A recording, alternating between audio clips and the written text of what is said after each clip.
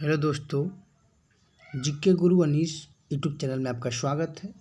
आज मध्यकालीन भारत का अध्याय 7 मुगल वंश शासन एवं प्रशासन से संबंधित जितने महत्वपूर्ण प्रश्न बनते हैं सभी को लेकर आया हूँ। इसमें सभी वही प्रश्न है जो अक्सर एग्जाम में देखा जाता है। प्रश्न थोड़ा सा लेवल का है, तो वीडियो को शुरू से लेकर अंत जरूर देखिएगा, कहीं न कहीं एग्जाम में आपको देखने को मिलेगा। आइए शुरू करते हैं।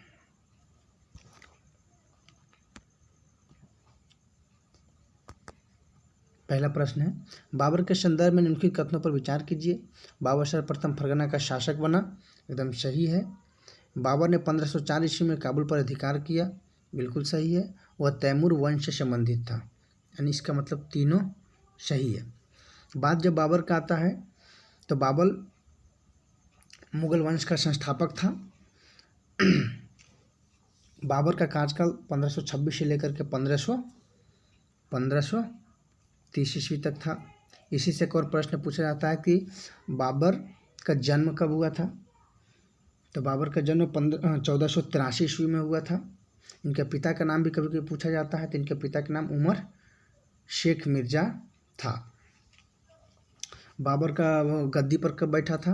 तो बाबर पहली बार फरगना की गद्दी पर 1494 ईस्वी में बैठा था। 1494 ईस्वी में पहली बार बाबर गद्दी पर बैठा था। बाबर से संबंधित पूछा जाता है कि बाबर ने बादशाह की उपाधि कब धारण किया था। तो बाबर ने बादशाह की उपाधि 1507 ईस्वी में धारण किया था। बाबर को एक और उपाधि दिया जाता है, बाबर को कलंदर की उपाधि दिया जाता है। ये भी पूछा जाता है कि बाबर को कलंदर की उपाधि क्यों दिया जाता है। तो बाबर को अपनी उदारता के लिए कलंदर की उपाधि दिया जाता है। बाबर के अपनी उदारता के लिए कलंदर की उपाधि दिया जाता है। आइए अगला प्रश्न देखते हैं। खनवा के युद्ध में बाबर द्वारा पराजित किया जाने वाला राजपूत कौन था। तो हो जाएगा, नॉर्मल प्रश्न आप लोग भी जानते होंगे, ये हो जाएगा राणा सांगा। खनवा के युद्ध में बाबर द्वारा पराजित किया जाने वाला राजपूत राजा कौन था। तो राणा सांगा हो जाएगा। इसी में खनवा का युद्ध हुआ कब था। तो खनवा का युद्ध हुआ था 1527 ईस्वी में हुआ था। बाबर ने राणा सांगा के खिलाफ जिहाद का भी नारा खनवा के युद्ध में दिया था, और जीतने के बाद गाजी का उपाधि धारण किया था। गाजी का उपाधि भी खनवा के युद्ध के बाद ही बाबर ने धारण किया था। आगे अगला प्रश्न देखते हैं। निम्नलिखित कथनों पर विचार कीजिए। बाबर के भारत में आने के फलस्वरूप, तो इसका क्या उत्तर हो जाएगा। तो 3 का डायरेक्ट उत्तर, इसका 3 सही हो जाएगा। इस क्षेत्र में तैमूरी तिमरुद राजवंश स्थापित हुआ। इस क्षेत्र में तैमूरी तिमरुद राजवंश स्थापित हुआ। बाकी 2 गलत है। भारतीय उपमहाद्वीप के बारूद के उपयोग की शुरुआत हुई, गलत है। स्थापत्य कला में मेहराब और गुलबंद निर्माण आरंभ हुआ, गलत है। ये अगला प्रश्न देखते हैं। हुमायूं के संदर्भ में निम्नलिखित कथनों पर विचार कीजिए। 1530 ईस्वी में आगरा की गद्दी पर बैठा था, एकदम सही बात है। 1530 में बैठा था, चूँकि 1530 ईस्वी में बाबर की मृत्यु हुआ था आगरा में। पूर्वी भारत का प्रवेश द्वार कहे जाने वाले चुनार दुर्ग पर घेरा डालते समय उसका सामना शेर खां से हुआ था, बिल्कुल सही बात है। दोनों सही है। बात हुमायूं का आता है, तो हुमायूं से संबंधित कुछ प्रश्न देख लेते हैं। हुमायूं गद्दी पर कब बैठा था। तो 1530 ईस्वी में 1530 ईस्वी में हुमायूं गद्दी पर बैठा था। और कब तक गद्दी पर रहा था। तो 1556 ईस्वी तक हुमायूं गद्दी पर रहा, 1556 ईस्वी तक। आइए अगला प्रश्न देखते हैं। अकबर अपना धार्मिक विचार विमर्श किससे करता था। अकबर अपना धार्मिक विचार किससे करता था। तो इसका हो जाएगा, सॉरी, कहाँ करता था। तो कहाँ करता था, इबादत खाना में करता था। इबादत खाना में करता था। तो इसी में पूछा जाता है कि अकबर ने इबादत खाना का निर्माण कब कराया था। तो इबादत खाना का निर्माण 1575 में करवाया था।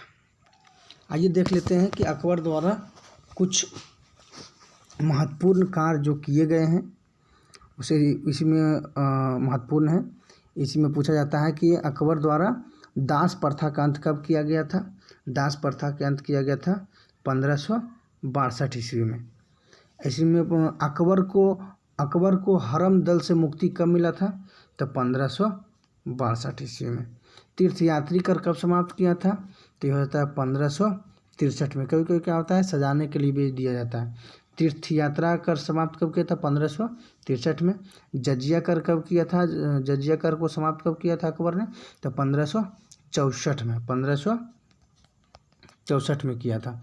फतेहपुर सीकरी की स्थापना में राजधानी को आगरा से फतेहपुर सीकरी स्थानांतरण कब किया था, तो किया था 1571 में, 1571 में किया था। इबादत खाना तो भी बताया कि 1575 में निर्माण किया था।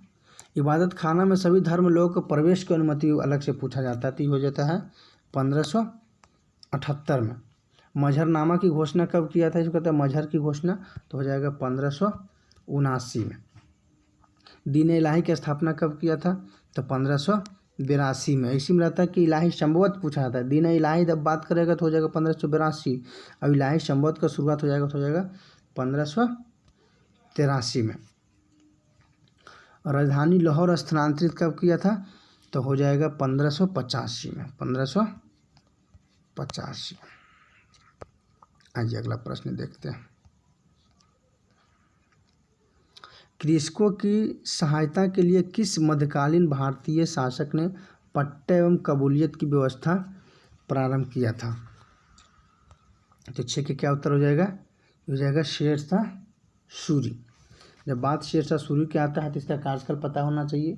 तो शेरशाह सूरी ने लेकर 1540 से लेकर के 1545 ईस्वी तक, 1545 तक कार्यकाल था। आइए अगला प्रश्न देखते हैं।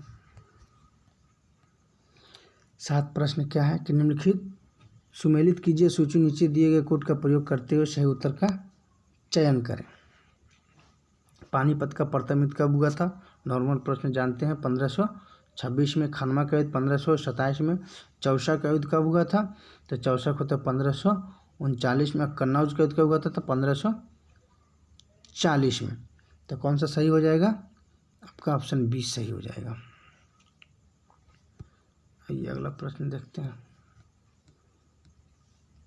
मात्र एक मुट्ठी बाजरे के चक्कर में मैंने अपना साम्राज्य खो दिया होता, इस कथन को आप किस मध्यकालीन शासक से संबंध करेंगे।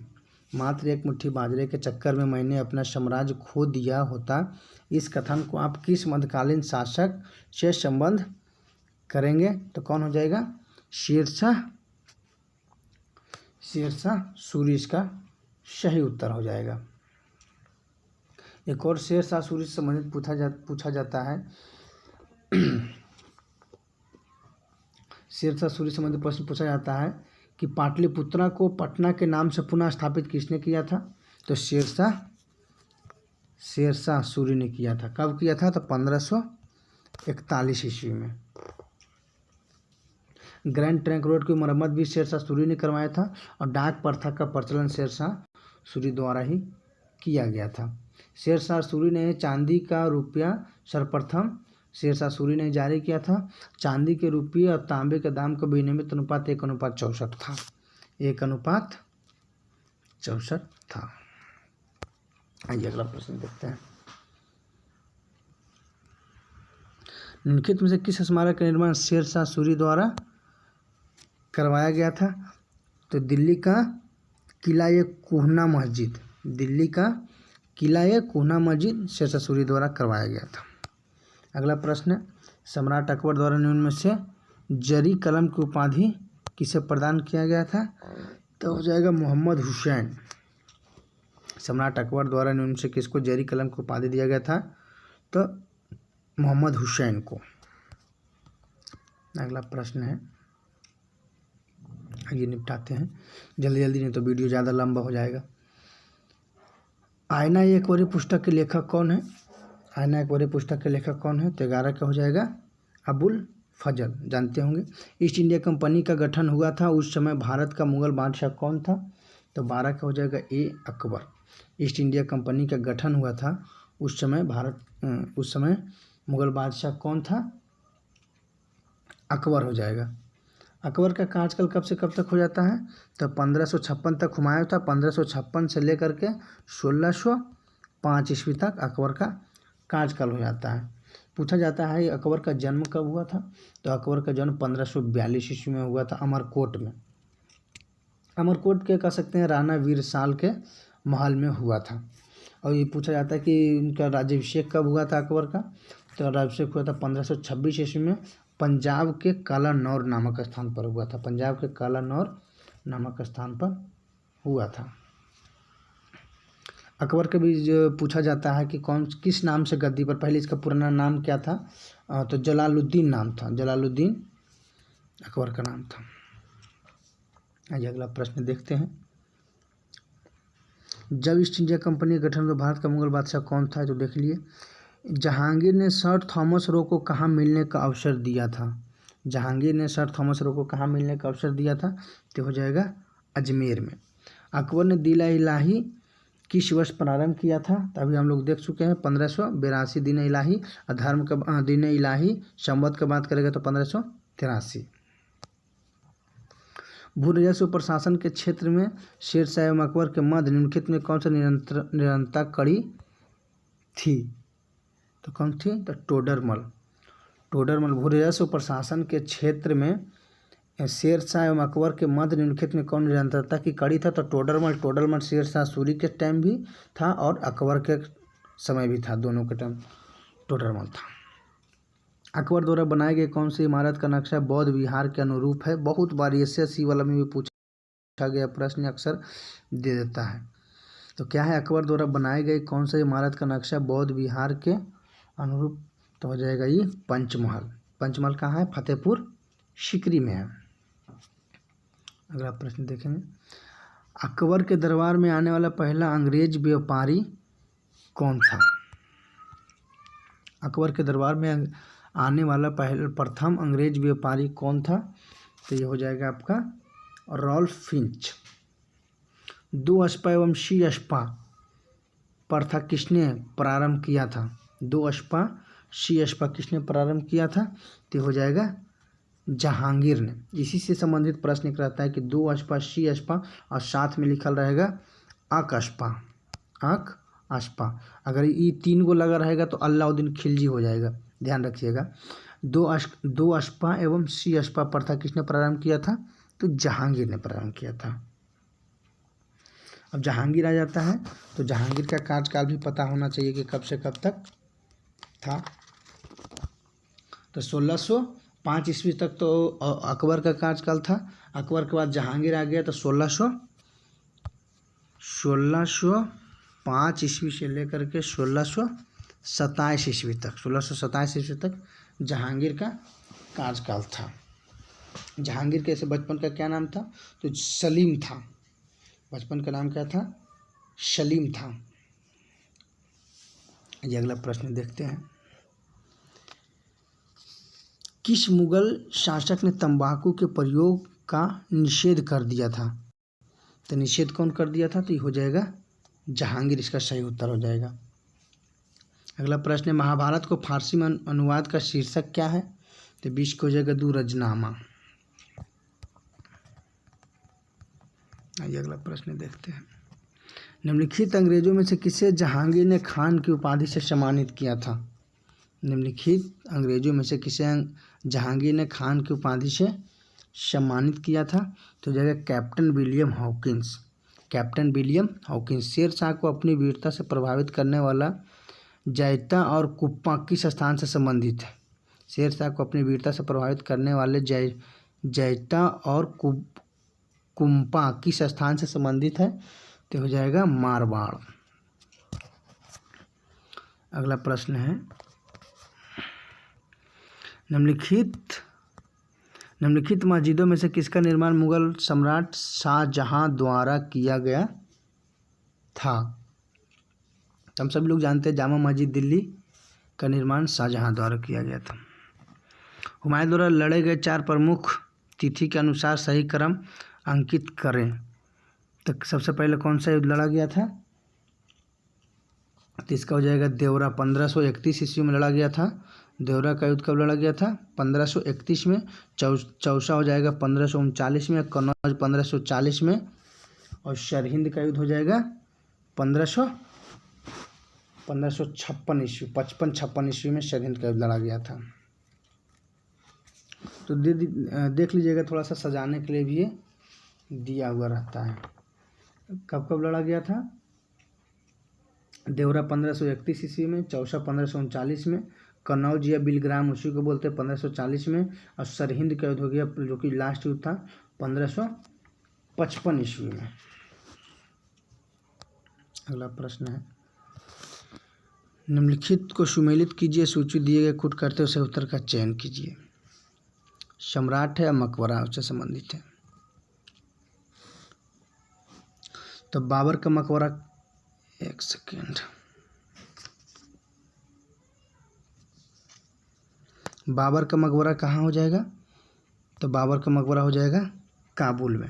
बाबर का मकबरा काबुल में। अकबर का मकबरा कहाँ हो जाएगा? अकबर का हो जाएगा सिकंदरा में। जहांगीर का हो जाएगा लाहौर में। और शाहजहां का हो जाएगा आगरा में। अगला प्रश्न देखते हैं, बीबी का मकबरा का निर्माण किसने करवाया था? बीबी का मकबरा का निर्माण किसने करवाया था? तो ये करवाया था औरंगजेब ने। बीबी का मकबरा औरंगजेब ने करवाया था। दिल्ली के लाल किले में मोती मस्जिद का निर्माण किसने करवाया था? तो हो जाएगा औरंगजेब ने मोती मस्जिद का निर्माण। दिल्ली के लाल किले में मोती मस्जिद का निर्माण औरंगजेब ने करवाया था। इनमें से किसने बाबर का सर-ए-पुल के युद्ध में पराजित किया था? तो हो जाएगा शैबानी खां।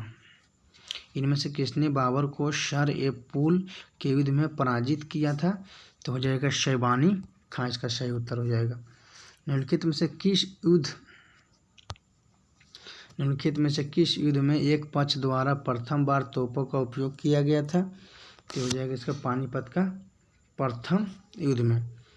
किस युद्ध में प्रथम बार तोपों का प्रयोग किया था? पानीपत के प्रथम युद्ध जो कि 1526 में हुआ था, उसमें प्रयोग किया गया था। मुगल चित्रकला किसके शासनकाल में अपनी प्रकाष्ठा पर पहुंची? तो हो जाएगा जहांगीर। मुगल चित्रकला किसके शासनकाल में अपनी प्रकाष्ठा पर पहुंची? तो जहांगीर। इसी में पूछा जाता है कि किसके समय में चित्रकला का शुरुआत हुआ था? तो ये हो जाएगा, जब शुरुआत का बात करेगा तो हो जाएगा हुमायूं। अब बोलेगा किसके शासनकाल में चरम सीमा यानी प्रकाष्ठा पर पहुंची? तो हो जाएगा जहांगीर, इसका सही उत्तर हो जाएगा। अगला प्रश्न है, बाबर ने अपने बाबरनामा में किस हिंदू राज का उल्लेख किया है? तो इसका क्या सही उत्तर हो जाएगा? इसका सही उत्तर हो जाएगा मेवाड़ का। किस हिंदू सम्राट ने अपने शासनकाल में सर्वाधिक संख्या में हिंदू उत्तराधिकारियों की नियुक्ति की थी? तो इसका उत्तर हो जाएगा औरंगजेब हो जाएगा। देख ले, शाहजहां का हम लोगों ने देख लिया था। जहांगीर का कार्यकाल देख लिया था 1605 से 1527 में। उसके बाद कार्यकाल शाहजहां का रहा। तो शाहजहां कब से कब तक था? तो शाहजहां हो जाएगा 1627 से लेकर के 1657 ईस्वी तक। औरंगजेब का कार्यकाल कब से कब तक था? 1658 से लेकर के 1707 ईस्वी तक। कार्यकाल भी क्या होता है कि अगर कार्यकाल आपको ध्यान रहता है तो बहुत सारे घटनाएं बीच में हो तो वहाँ से आप टिक कर सकते हैं ऑप्शन के अनुसार, तो ध्यान रहना चाहिए। अगला प्रश्न है, निम्नलिखित मध्ययुगीन शासकों में से कौन एक उच्च शिक्षित था? तो हो जाएगा शेरशाह। शेरशाह इसका सही उत्तर हो जाएगा, उच्च शिक्षित था। मुगल शासक में तांबे का सिक्का कहलाता था, तो तांबे का सिक्के को दाम कहा जाता था। अगला प्रश्न है, बनारस एवं इलाहाबाद के तीर्थ यात्रा करके समाप्ति के लिए किसने मुगल बादशाह के सामने बनारस के पंडितों का नेतृत्व किया था? तो जाएगा कविंद्राचार्य ने। बनारस एवं इलाहाबाद के तीर्थ यात्रा करके समाप्ति के लिए किसने मुगल बादशाह के सामने बनारस के पंडितों का नेतृत्व किया था? तो कविंद्राचार्य। निम्नलिखित में से किस वंश ने सर्वप्रथम अकबर के साथ वैवाहिक संबंध स्थापित किए थे? तो कछवाहों से। निम्नलिखित में से किस वंश ने सर्वप्रथम अकबर के साथ वैवाहिक संबंध स्थापित किया था? तो कछवाहों से। अगला प्रश्न है, निम्नलिखित में से किस मुस्लिम शासक ने तीर्थ यात्रा कर समाप्त कर दिया था? तो हो जाएगा अकबर ने। निम्नलिखित में से किसने तीर्थ यात्रा कर समाप्त कर दिया था? तो हो जाएगा अकबर ने। अभी बताए थे कि तीर्थ यात्रा कर कब समाप्त किया था? तो 1563 ईस्वी में तीर्थ यात्रा कर 1563 में और जजिया कर 64 में समाप्त किया था। अगला प्रश्न है, निम्नलिखित बादशाहों में से किसको एक प्रबुद्ध निरंकुश कहा जा सकता है? तो हो जाएगा इसका उत्तर किसको कहा जा सकता है? तो अकबर को। निम्नलिखित बादशाहों में से किसको एक प्रभुत्व निरंकुश कहा जा सकता है? तो अकबर इसका सही उत्तर हो जाएगा। अकबर के शासनकाल में पुनर्गठित केंद्रीय प्रशासन तंत्र के अंतर्गत सैनिक विभाग का प्रमुख था? तो कौन था? मीर बख्शी। अकबर के शासनकाल में पुनर्गठित केंद्रीय प्रशासन तंत्र के अंतर्गत सैनिक विभाग का प्रमुख था? तो मीर बख्शी इसका सही उत्तर हो जाएगा, मीर बख्शी। अगला प्रश्न देखेंगे, स्मारक है और निर्माता है। स्मारक और निर्माता को हम लोग देखेंगे। तो अलाई दरवाज़ा का निर्माण किसने किया था? तो अलाउद्दीन खिलजी ने किया था। बुलंद दरवाज़ा का निर्माण फतेहपुर सीकरी में किसने किया? तो अकबर ने किया था। मोती मस्जिद किसने किया था आगरा? तो शाहजहाँ ने किया था। अब मोती मस्जिद दिल्ली वाला कौन किया था? तो ये औरंगजेब ने किया था। ध्यान रखिएगा मोती मस्जिद को लेकर के। मोती मस्जिद अगर आगरा की बात करेगा तो शाहजहाँ हो जाएगा, और मोती मस्जिद दिल्ली की बात करेगा तो औरंगजेब हो जाएगा। नेक्स्ट प्रश्न है, मुगलकालीन प्रशासन में परगना किसे कहते हैं? परगना तो कई गांवों के समूह को परगना कहा जाता था। मुगलकालीन प्रशासन में परगना किसे कहते थे? तो कई गांवों के समूह को परगना कहते थे। निम्नलिखित में से किस सुल्तान ने प्रथम हजरत आला की उपाधि स्वीकृत की और बाद में सुल्तान की किया? तो ये हो जाएगा शेरशाह सूरी। क्या है कि सुल्तान ने प्रथम पहले हजरत आला की उपाधि स्वीकृत किया, उसके बाद सुल्तान की, तो शेरशाह सूरी ने। इंग्लैंड की रानी एलिजाबेथ प्रथम का समकालीन भारतीय राजा था? तो हो जाएगा अकबर। इंग्लैंड की रानी एलिजाबेथ प्रथम का समकालीन भारतीय राजा कौन था? तो अकबर इसका सही उत्तर हो जाएगा। मुगल प्रशासन में मुहतशिब था। मुगल प्रशासन में मुहतशिब था तो क्या था? लोक आचरण अधिकारी। मुगल शासन में मुहतशिब क्या था प्रशासन में? तो लोक आचरण अधिकारी। औरंगजेब ने किसको शाहीबात उज जमानी की उपाधि प्रदान की? औरंगजेब ने किसको शाहीबात उज जमानी की उपाधि धारण की थी?